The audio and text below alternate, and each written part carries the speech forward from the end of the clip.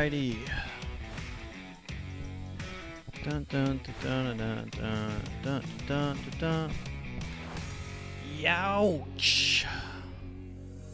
Hello, ladies and gentlemen. Welcome to another episode of the AfroMattt Show. I'm your host, as always, AfroMattt, and today we have pretty solid, jam-packed episode.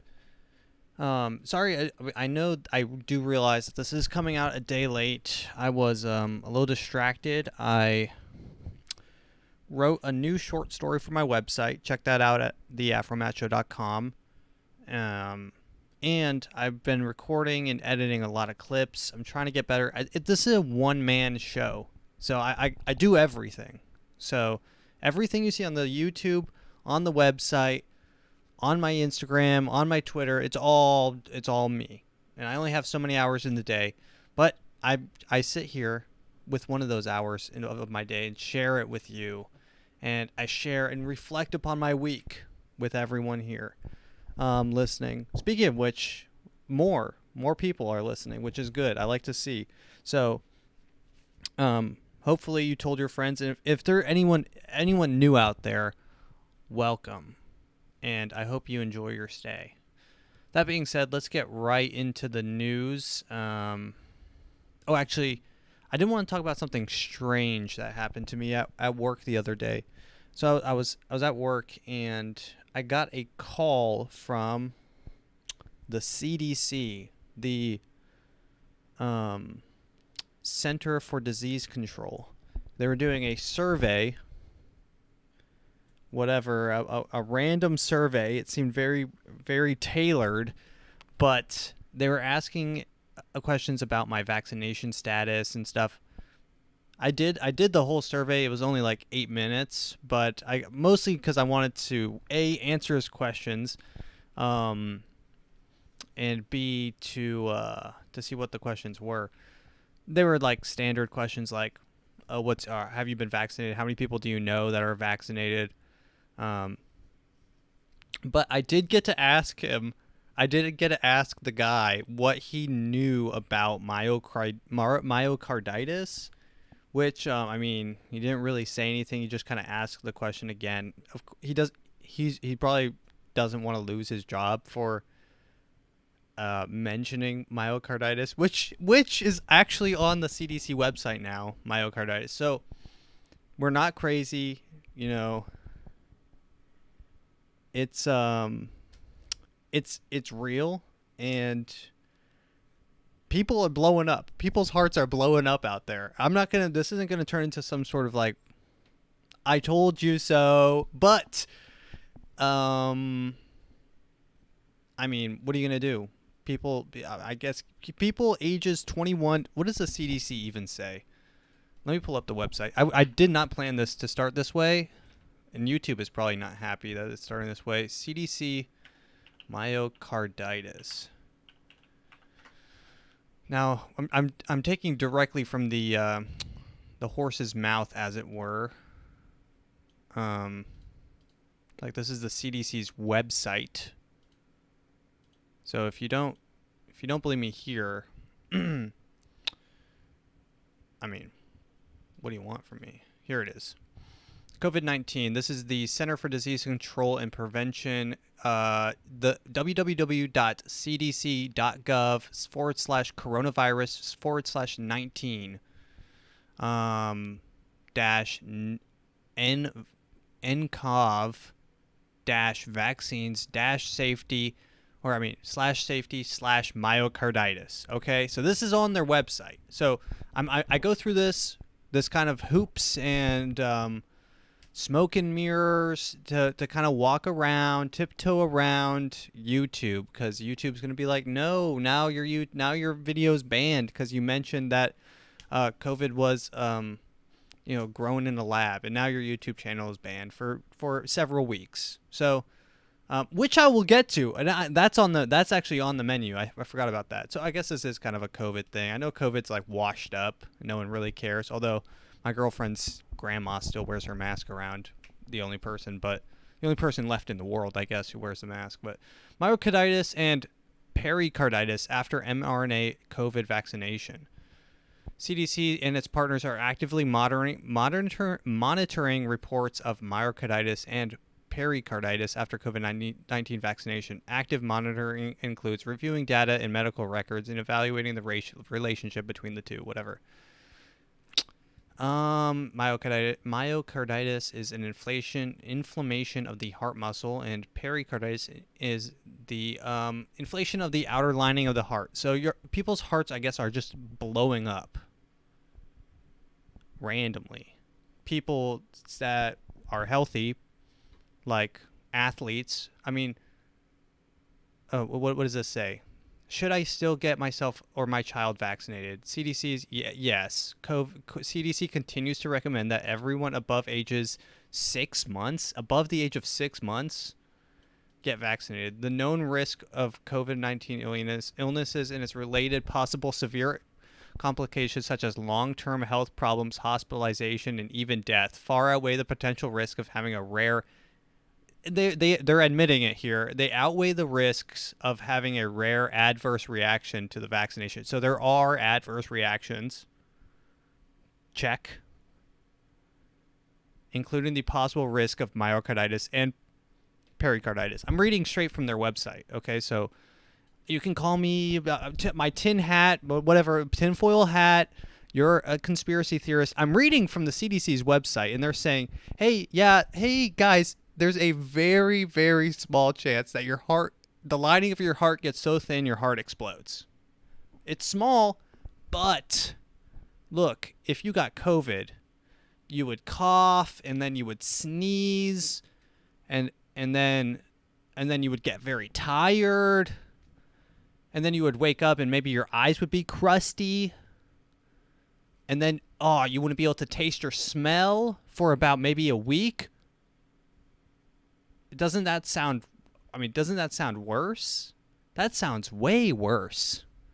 Oh, not to mention your labored breathing. You would become your breathing would become hard for a couple of weeks, maybe at worst. If you are obese, very large. First off, if you are very large, you have to worry about your heart exploding anyways. So you might want to just get the vaccine, But for they're recommending it for ages 6 months and older. I forgot how funny COVID was actually. COVID for a while was it was cringe to talk about, but now it's actually kind of funny to talk about again because it's just so crazy the stuff that they're recommending. It's just so crazy. They're literally on their website. They say, yeah, your heart could explode and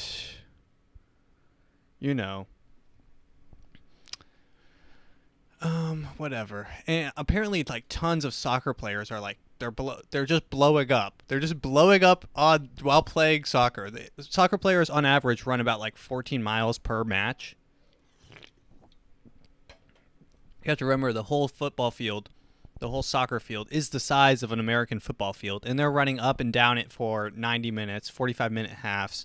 So I think on average they run 8 miles. And they're sometimes at full sprint pace for going back and forth, chasing the ball. So some of those people, in order to compete in soccer, had to get the COVID vaccine, and some of them mysteriously are blowing up. So I guess let's see what happens when you have myocarditis. I never knew what myocarditis was before COVID. Isn't that funny? Mayo Clinic. Myocarditis. Symptoms and causes. Myocarditis is an inflammation of the heart muscles. Symptoms: chest pain, fatigue, swelling of the legs, rapid or irregular heartbeat. This is what I hate about reading side effects, because as I read these, my body starts to react, and I start getting shortness of breath. I'm my heart's about to explode right now.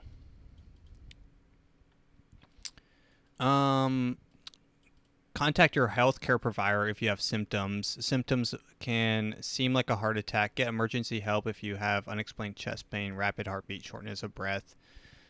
So what happens? It doesn't really tell me.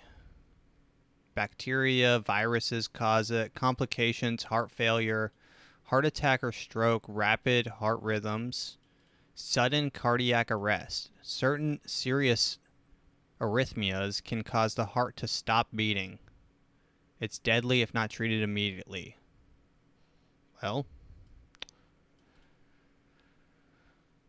Well, I mean, look, I like how this says prevention. Get recommended vaccines. Stay up to date with the recommended vaccines, including those to protection against COVID-19. So this is the Mayo Clinic, and Mayo Clinic is recommended to get the COVID vaccine. And then I go to the CDC website, and then the COVID vaccine says, "Hey, you might get this thing." Okay, so there's really no way. Diseases that can cause myocarditis rarely the COVID vaccine can cause inflammation of the heart muscles and inflammation of the outer lining pericarditis, particularly in males aged 12 to 29. Talk to your healthcare provider if the benefits and risks of vaccine. So yeah, I was on the phone with this guy talking about my vaccination status, and he's like, on a scale from 1 to 10, how likely, like 1 to 10, 0, or I guess 0 to 10, 0 being very or not at all, and 10 being very likely, how likely are you to recommend getting the vaccine to anyone? And I'm like, absolutely not. I'm like, and he's like, one of the questions was, have you ever or a loved one or you or someone you know been diagnosed with COVID-19? I'm like, yes, twice. And he's like, I'm like, I guess he actually kind of chuckled. He kind of laughed when he heard me say twice. And then the next question, must have been awkward for him too, because the next question was like, how likely are you to get the COVID vaccine? Same scale, whatever, not at all to very likely. And I said, not at all. And I told him, I'm like, I've had it twice. I don't think a third time's gonna, blow me over. But it was fun. I enjoyed talking to him. It was during my lunch break. They must time that or something. Must reach out during lunch breaks. But it was fun, and I guess I'm going to be in a survey. I'm going to be one of the numbers. I forgot who he was calling for. I think it was some college or something, but I don't know. I tried to record it on my phone, but when I went to listen to it, the recording wasn't going through, and I made sure to press pick up mic and audio, and I played it on speaker, but I guess it doesn't work. It doesn't let you record those things. Unfortunate, but it was fun. Let's see. Let's go into let's just get this out of the way. I saw this and I thought it was pretty interesting. Lab leak. This is from the New York Times. The New York Times. Lab leak most likely caused pandemic. Energy Department says. The conclusion, which has made with low confidence, came from Americans' intelligence agencies remain divided over the origins of coronavirus. So they said it was probably a lab leak. I know this is coming, 3 years after it's relevant. Who really cares? Who gives a fuck? I mean, my video talking about this literally got taken down from YouTube, and then my channel, I was not able to post for like 2 weeks because I mentioned the possibility that, the crazy world we would live in if by chance COVID was released from a lab in Wuhan. The humanity. God forbid someone mentioned that. And of course, 2 years later, what was once thought crime is now almost commonplace. So, I mean, it's the world we live in. I mean, I really could care less. It's it's just crazy. Like I'm not even happy about being right because, and look, they said it was low confidence, whatever that means. But the fact that they're even posting anything about it at all means that there's like a kernel of truth somewhere within it. I mean, it'll probably come out to, there'll be documentaries about this, like the Kennedy assassination. So Just wait. You have to just wait. It'll be a Netflix original. The truth behind COVID. COVID behind the mask or something. Netflix original. What really happened on those days before 2019? What happened we take a trip to Wuhan to find out. Yeah, dude, that whole COVID thing was crazy. They were building mass graves in China. Like, what's going on? I remember those first couple of weeks with, wow, whoa, what's going on here? Yeah, that was fun. But those years were way too quick. And now, of course, we're all suffering the consequences of a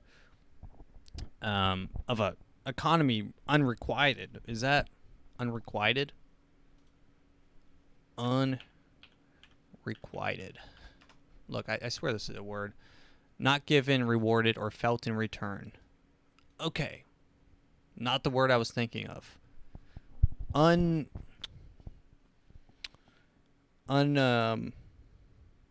Like unleashed. I don't know, an economy unleashed, just giving free money to literally everyone, which I enjoyed and I spent on various computer parts and accessories, and I reap the benefits now. So, hey, I mean, I think this camera was bought during COVID, which is like, look at it go. It even has like a background motion blur thing or whatever. It's sick and it's badass, and I thank you, government. Speaking of the government, I swear we'll get out of this whole politics thing. It's not really even politics. I'm not saying anything generally political. I'm just like stating, literally just reading facts from the CDC website, and it somehow seems sort of edgy for me to be even doing that. And it's like, no, these are just things that are printed on their website. Let's see. Let's check on Ohio's controlled burn. Everyone's favorite controlled burn, Ohio. The one and only Ohio controlled burn. Let's see how this is going real quick, and then we'll leave. Arkansas, that's where I live. Hello. Yo, peace. Shout out Arkansas. Arkansas plane crash. 5 environmental workers killed in Arkansas tragedy where were on their way to help Ohio. Okay, interesting. 5 environmental workers on their way to help following a metal plant explosion in Ohio were killed in a small plane crash near Clinton National Airport in Arkansas, says officials. The Little Rock Police Department say the twin engine if you are a person of interest or traveling to, or if you're some sort of like specialized journalist, or God forbid you have some sort of information pertaining to anything at all, never, and I don't know who this pertains to, but if you're listening, never fly on a twin engine plane. I mean, these things fall out of the sky like crazy. So, okay, I'm not saying that it was shot down or anything, but I am saying that it's suspicious that the only 5 passengers on the plane were environmental workers trying to go to Ohio to just check it out. They were going to sightsee, really. They were going to sightsee, and they got may they rest in peace.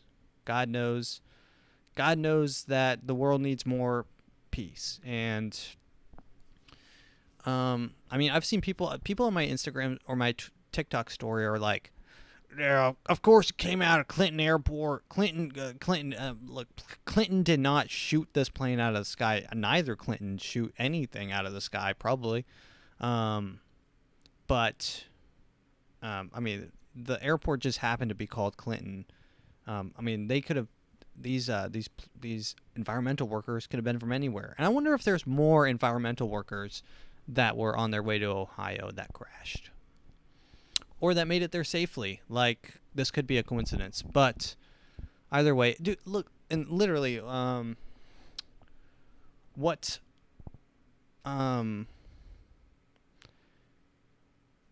mind. I was gonna go back into the COVID thing, because I had people literally, I've known people literally look at me and say, "You are crazy. I cannot associate with you. You are a right-wing nut. For like some of the things that are like being disclosed now, and it's like I'll probably never talk to those people again. Of course, some of the other things I said included like statistics and like 13%, 50%, like that type of stuff is once again, it's facts are not always nice. Okay, that's all I will say. Okay, they don't really care about anything. But let's continue. It was a group of unopen-minded individuals, I guess.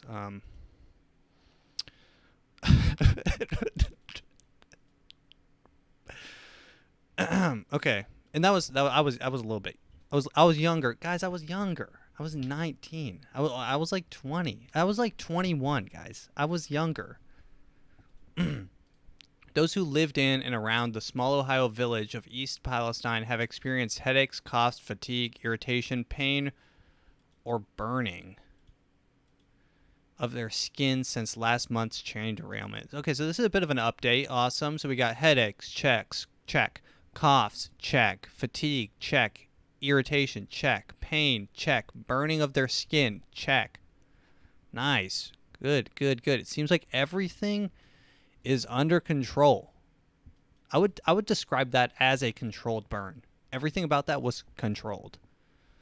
Let's see. The after chemical exposure, the ACE community, the after chemical exposure community survey, as it's being called by the ODH, was completed by 168 people who, in the last 2 weeks, have had either gone to the state's health assessment clinic or have been visited at home by federal officials. Nearly 3/4, or 75% of participants said that they experienced headaches since the derailment. Awesome. First off, chemical-induced headaches are badass. Don't let anyone tell you different. 6 in 10 reported coughing, so that's 60% reported chemical-induced coughing, badass, and just over half, greater than 50%, said they experienced irritation, pain, or burning of their skin. Chemically induced burning of their skin. Nearly 1 in every 2 people surveyed. Well, look. Why? I don't even. I'm sort of exhausted, really, talking about all this. I mean, yeah. What are you gonna even do? They already burned it. It's already in the sky. It's in the atmosphere, right? They could burn 1,000 of them. What would you do? You can't even put them out. They didn't even know how to put it out. They just burned more of it. That's the crazy thing, is you can't do anything. Like, you can't. There's not some sort of fight against the machine. Like, you just can't do anything. And look, if I die mysteriously in a twin jet, just know that it was because of this podcast, and this podcast is not a call for violence, but look, I don't even know what to say. Why am I saying this podcast is not a call for violence? Obviously, this podcast is not a call for violence. I'm sitting on the ground in a beanbag. How much more relaxed does it get?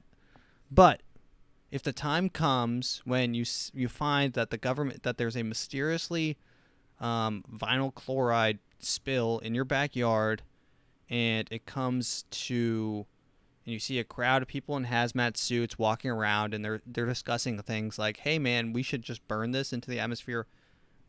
Get the pitchforks. Get the I don't know. You guys probably have. It's a rural Ohio. They probably have tons of tractors or something. Start driving the tractors over there. Make a show of force. Okay, now this is actually a call for violence. Make a show of force. This episode is not staying up for very long. I can almost guarantee it. And in fact, you will probably be watching this from like a recording of this video.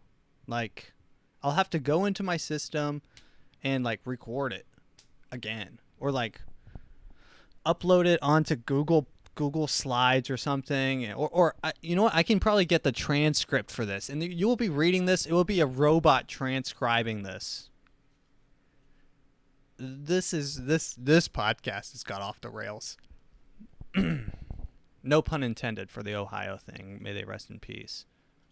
All right, let's get to some happier news. Cancer. That's always happy.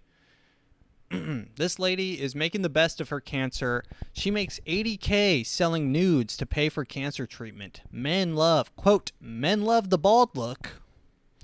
A Michigan woman diagnosed with spindle cell sarcoma says she's making a fortune flaunting her body on adult entertainment website OnlyFans. Maya Richardson, 21, learned she was stricken with the rare form of cancer last September, reporting she subsequently underwent 4 sessions of chemotherapy and 25 sessions of radiotherapy. God bless her soul. The treatments caused the content creator's hair to fall out, and she was shocked to learn that OnlyFans subscribers swooned over her new image. I have cancer, but I'm still hot, the brave beauty told SWNS. Men love the bald look. The money-making Michigander was already creating content on OnlyFans prior to her cancer diagnosis, but Richardson believed her harrowing health news would destroy her income stream. Well, little did she know that there is no depths. There are no depths to the depravity of a man. No depths. Dude, imagine that. She probably opened up a whole new like category. Like cancer is probably now a new category of internet pornography. Just people with cancer, like they know that the person's like. This is kind of like a Walter White story, huh? Instead of becoming like a drug kingpin, he just opens up an OnlyFans. It becomes like an Andrew Tate, like kind of pimp, sort of like sex trafficker. It's a way less happy, and he's not using his skills as a chemist. He's just being a general asshole.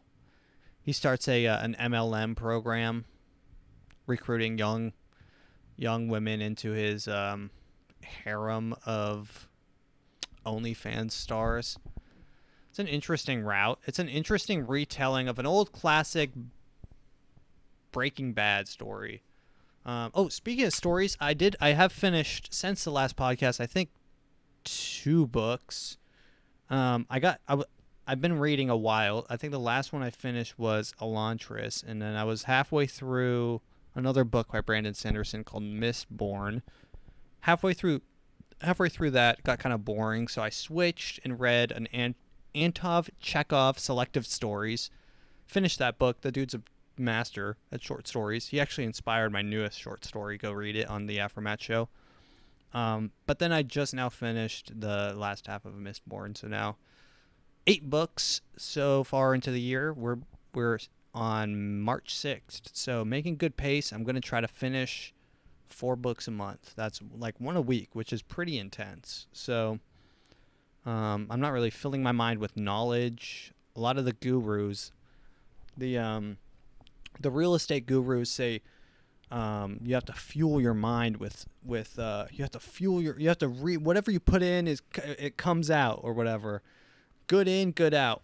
100% focus equals 100% output or whatever. You know, they have all these weird everyone says the same thing just by a different dude. That's what you realize about being in like real estate, and there's gurus and stuff. Everyone says the same thing. It's just a different dude saying it. And people pay for it, and then they hear the same words, and they're like, "Wow, that was profound. That was profound." He told me to work.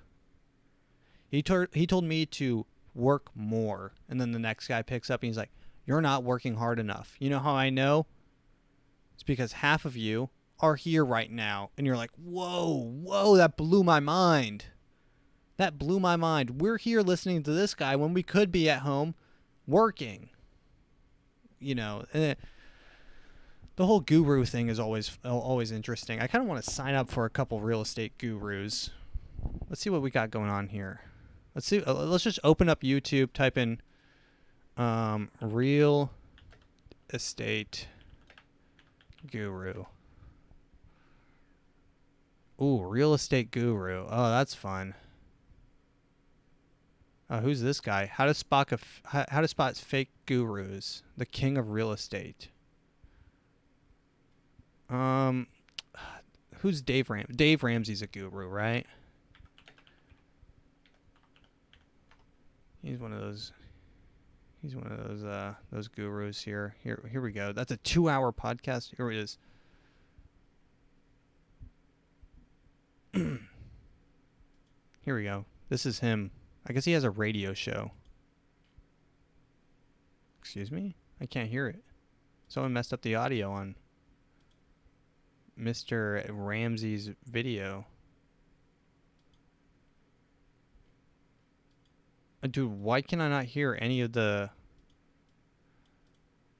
Dave Ramsey videos? Whatever. Oh, Mike Ferry. Mike Ferry. He's another guru here. Here we go. Let's see what we got going on here. This guy's ancient, too. This guy looks like a bloodhound. In fact, it was sent to me by one of our coaching clients, and it was called 7 Good Rules for Living Life in 2023. And this will be good. We all understand as real estate professionals that we're balancing at all times our personal life and our business life. And this business, as we both know, can be very time consuming. You know, you get they're pastors. They're pastors, really. On social media to being an expert on calling on for sale by owners. Yeah, I mean, this is the most boring stuff I've ever seen in my life. He's not as fun as Gary Vee or anyone. He's a little bit more monotoned. All right, let's okay, so Cancer OnlyFans girl. What's up with her? Maya Richardson. Here we go. Okay, I don't know if I can really show that, but yeah, she's hot and she has cancer. I like how people are shocked by hot people can get cancer. Yes, everyone can get cancer, even the hot ones. It's not only ugly people that get cancer, guys. I have cancer, but I'm still hot. Men love this bald look. The young adult star, who says she is still in constant pain amid her ongoing cancer battle, is more popular than ever, making an impressive $80K in the past year. I'm still able to support myself and my family. I'm a very confident person. She posted this picture of her. Oh, here we go. Oh, there's her bubble. There's her cyst. She's very much still thriving on my body. Radiation is starting to zap the life out of her, though. That's what these stickers are from. But I'm almost halfway through radiation, and then after that, I'll have surgery to remove the tumor, and then I'll be cancer-free. Nice. So she's going to be cancer-free. I'm not going to scroll down because that tumor is, I'm going to be honest, revolting. But, hey, whatever floats your boat, whatever wets your whistle, my man. But that tumor is intense, man. That size of like a tennis ball. I just imagine her like Walter White at the end of the series, like rolling after he realizes that his cancer came back and he's already let the Pandora's box. He's already opened the Pandora's box. So now like his only real source of income is making meth. And now she's like, she's cancer free. And now she's like, well, I guess I am OnlyFans. But then she realizes slowly that her popularity isn't because of her looks. It was because of her cancer. And now her cancer's gone. So she has no appeal. See, that's the craziest thing, too. That's even worse than her. Update on my tumor. Oh, God, what the hell? Cancer treatment made me lose a lot of weight, so. She started talking about her. That's almost a crazier thing than her starting cancer, is that in order to separate herself from the crowd on OnlyFans, she has to have cancer. That's how crazy. You have to either be the 0.001% of like the hottest people in the world, or you have to have some other marketable trait like cancer. That's the world. It's so competitive. Like, if I want this podcast to take off, I have to be like a cancer podcaster. I have to take my hat off, and I'm like, now I'm AfroMattt, but now I'm cancer Matt. I have cancer now, guys. You know, or I have to like lift my shirt up, and there has to be a cyst, or like a growth, and that's how I separate myself. And then everyone's like, "Oh, you're the cancer podcast, right?" And I'm like, "Yes, I am." But like, it's just sad. Like, she is pretty, so she should be able to have her OnlyFans without having to have cancer, be successful, right? But she only was popular after she got cancer, which is sad. Which is how, I mean, this podcast is only going to get popular after I don't know. I don't call for violence. Okay. Let's continue here before we get into trouble. These are jokes. These are all sarcasm. They're what is it? It's not sarcasm. It's they're quips, they're gaffes, they're goofs. You know. Anyways, lawsuits, town halls, and hunger strikes. Bay Area landlords push to end eviction moratorium.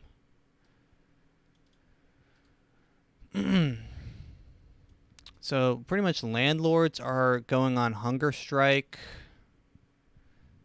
Jingyu Wu, an owner of a triplex, planned to go on a hunger strike Sunday morning outside of the county administration office in Oakland to protest the eviction restrictions, which he said left him teetering on the edge of bankruptcy. Hey man, I have an idea for you. Sell your triplex. Hey man, instead of going on a hunger strike, also, like, I don't want to draw conclusions, but there's been an awful lot of real estate, especially in, and you can look this up, in specific places, high places such as like New York, California. There's been a lot of Chinese money investing in that area. Let's see. Chinese investment real estate. This is what we call confirmation bias. We are searching for something to confirm Chinese investments in the United States. Starting January 2023. Look, here we go. Chinese. Okay, look. This is in 2022. The Chinese spent $6 billion in real estate last year. Chinese investors were the most active buyers in the U.S. real estate last year among foreigners. See, I knew I wasn't talking my ass. I know, look, mainly in Florida, California, etc. The buyers from China, Taiwan, and Hong Kong spent an average of $1 million per transaction to purchase existing homes, with nearly a third of those deals involving acquisition of property in California. Well, look, the Chinese are buying up land. Do with that what you will. Do with that what you will. Look, once again, I don't tell you what to think. I don't tell you where to be violent. I don't even condone violence. But I give you information, and hopefully you process it. It goes into your head, and you synthesize, analyze, do all that stuff, and you do with it what you will. The Chinese is buying a lot of land in America. What does that mean? What does it mean to me? It means that maybe the Chinese invasion isn't going to be foot soldiers on the ground, but it will be a slow crumbling of our economic structure. That's what it means to me. But I don't know. It could just be guys like this. Jingyu Wu, this owner of a triplex in San Leandro, probably California. Just before the pandemic hit, Wu agreed to rent one of his units to a woman with 3 young children who is in desperate need of a home. Since then, the family has accumulated over $120,000 in rent debts. Excuse me? Excuse me? I take everything I said back about Jingyu Wu. This guy's extorting this family. $120,000 in rent debt since COVID. Just before the pandemic hit. Okay, so let's say 3 years. Okay? Let's take the calculator out. We do a lot of math on this podcast. We do a lot of math. You know why? Because math doesn't lie. Numbers will tell you things you don't want to hear, but you have to hear it because it doesn't lie. Okay? So let's do the math here. So 3 years. How many months or how many weeks? Let's do how many months. So that's times 12. 3 times 12 is 36. So let's take 120,000. And he said more than, so we're going to go 135,000 divided by 36. This man's charging $3,750 a month.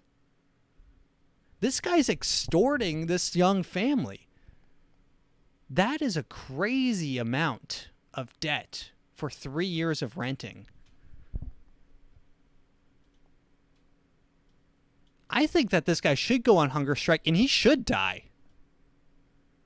He's left on the teetering edge of bankruptcy. Hey, yeah, man, it's because you're charging $4,000 a month per rent. No one can pay that. I know you're not paying that. If you bought your home during COVID times, you're not even paying that per month. You're paying a quarter of that. That's craziness. Wu agreed to rent one of his units to a woman with young children who were in desperate need of a home. Since then, the family has accumulated over $120,000 in rent debt. As the moratorium continued, he said, first-generation immigrant who arrived in the U.S. from China in 2016, Wu is doing the maintenance work himself. Oh, boo-hoo. As long as the moratorium remains in place, Wu, who is still in his 50s, said he's prepared to carry out the protest for at least 2 months until I die. Good. Good. You are this family, no wonder they're not paying you rent. Who can pay that rent? That's 300. I did the math right, and I'll double check right now. I'll even do it with 100. Let's say, so before COVID, so that's 3 years ago, right? 2020, or I guess let's say 4 years. So 4 times 36. This will even be less. Okay. Wait. 4 times 12. 4 times 12. 48. Now let's take that 120,000 divide by 48. Let's see what we got. Still $2,500. $2,500 a month. And this woman with 3 children, probably, and it's a triplex. So we're not talking big here. We're not talking, they share a home. They share 2 walls probably with 2 other families. This is not probably a big place. He's charging $2,500 a month. I mean, I guess it depends on where they live, but still, this guy's sort of extorting this family for like a lot of money. Should have, earlier this month, Silicon Valley developer also vowed a hunger strike until death. He started eating 8 days later once the officials appeared to move forward on the paperwork to allow the project to proceed. On Tuesday, a group of frustrated landlords plans to voice their concerns at a public meeting. If the board declines to take action, the ban will likely expire at the end of April. 60 days after COVID-19's infirmity lab. Okay, whatever.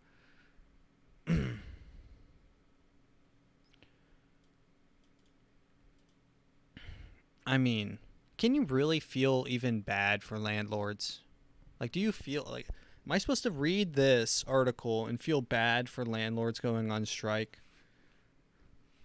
Like, you took advantage of low rates, and you had the advantage because you were able, you had cash on hand, or you leverage one of your other properties to buy it. Like, you know, you can do that. You can like take a lien on your old property and then use it to buy another property.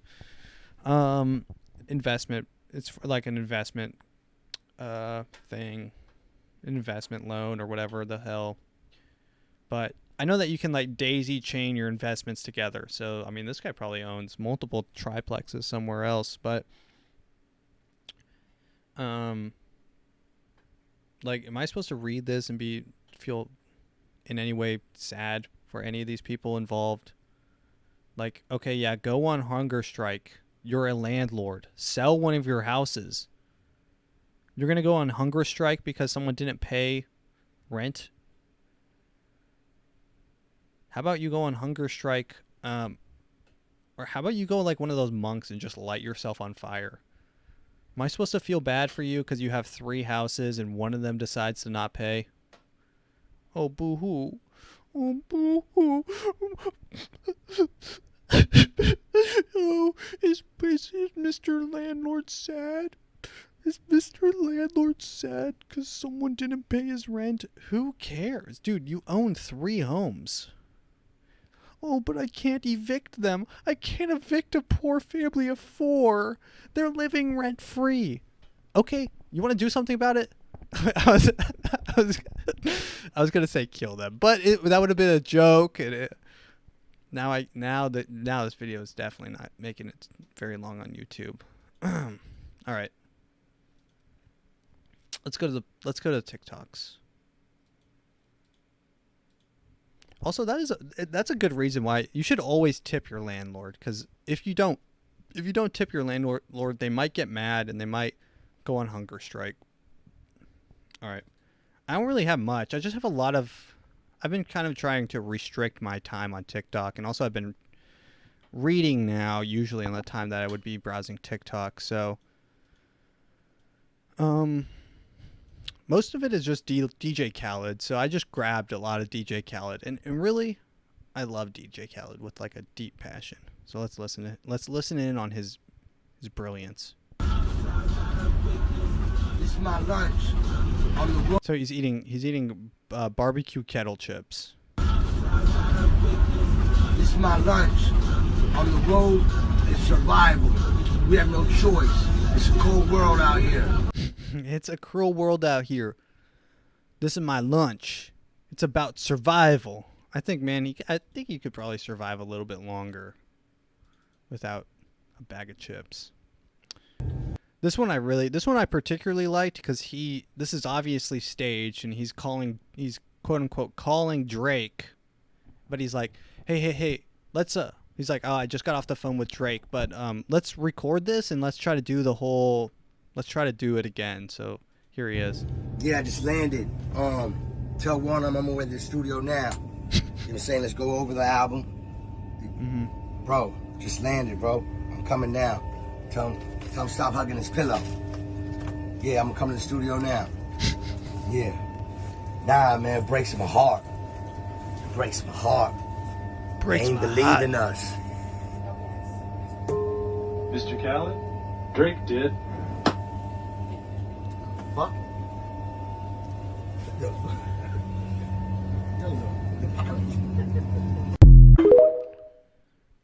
Mr. Khaled, Drake did.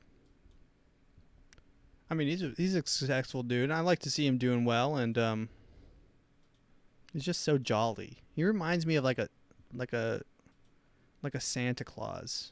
He's just like a chubby, jolly man. I respect him for that.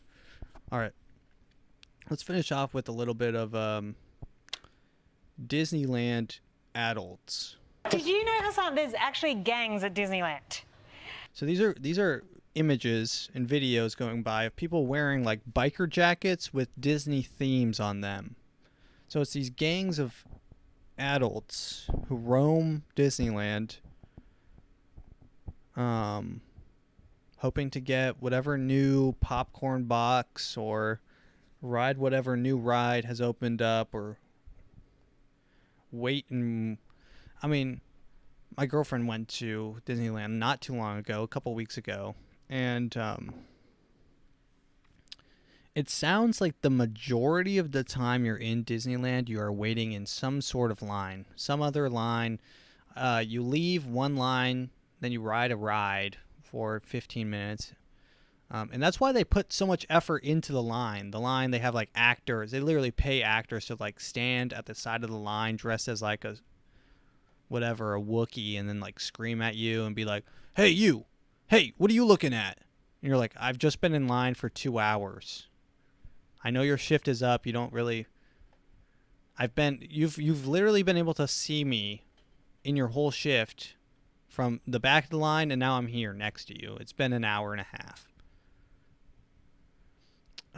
They're dressed like a stormtrooper or whatever, and then they raise their gun at you, or they raise their gun at a little kid and be like, "Hey, did you steal the kyber crystal?" And the kid's like just crying because it wants to go home. I mean, it really does seem like hell on earth. It's like my girlfriend asked if I wanted to go, but I really don't like Disneyland. But it's cool, the architecture and stuff, and the amount of detail they put into like making these worlds and building these sets and stuff. It's all whimsical, but it's purgatory. Disneyland is purgatory. There's lines upon lines. You leave, it's Dante's Inferno. You leave one line and you find yourself, you're like, "Oh, now I'm starving. I just got out of a 2-hour wait and now I'm starving, and now I have to wait in a 2-hour line to get a Mickey shaped waffle or whatever." It's purgatory. It's death. You have to wait in a line to get water, right? You're like, "Oh, I need to refill my fluids to replenish my bodily fluids," and you're in hell, so you actually have to wait for that too. I've been to Disneyland once, and it's a purgatory. You're like, "Oh, I have to go to the bathroom. I have to relieve myself. I have to do a bodily function." No, you have to wait for that. You and I heard that like they do psychological warfare at Disneyland's. There's these things called smellifications or whatever, and they look like giant green speakers on stilts. But they're not playing sound. They're releasing smells to make you hungry. So you buy their food and their snacks and stuff. That's why when you're walking around and you're like not really close to food, but you can probably see the courtyard down the main path, and you're like, and then you smell, and you're like, "Oh, that smells so good. I want a tater. I want a freaking, oh my gosh, that smells so good. I want a chicken leg right now." But you're like, you're nowhere close to a chicken leg. You're like, "Oh, they must have started making chicken legs over there." And then you get there and there's like 4 on a rotisserie in a glass, whatever, behind glass, and you're like, "How did I smell this from all the way over there?" It's psychological warfare. I'm sure the CIA in some form or another is involved, has technology involved in Disneyland. I guarantee it. Faces are being scanned, emotions are being generated. I guess not generated, tracked probably. I know for a fact they're tracking numbers of how long people stand in line, how many people leave lines. They're tracking all this data. And the second a ride is like, you got to ask, how do they decide when to get rid of a ride? Right? There has to be some sort of metric, and in order for there to be a metric, they have to be measuring something. So what are they measuring? How long you're staying in the line? How do they know how long you're staying? Like, you're being monitored 24/7 when you're in Disneyland. Guarantee it. I don't trust anything about Disneyland, but I do like this brand, this branch of like Disney adults, they call them, and they've become gangs. There's like gangs that go in there now. There are like these gangs of adults. They have like cool names like the White Rabbits or That's a pretty cool leather jacket right there with the stamps and stuff. Children of Thanos. Man Cubs, Cloppin's Carnery, Coco Carnival. Locos. Like, It's interesting. It's interesting what's going on over there. All right, let's play one more video. One more TikTok.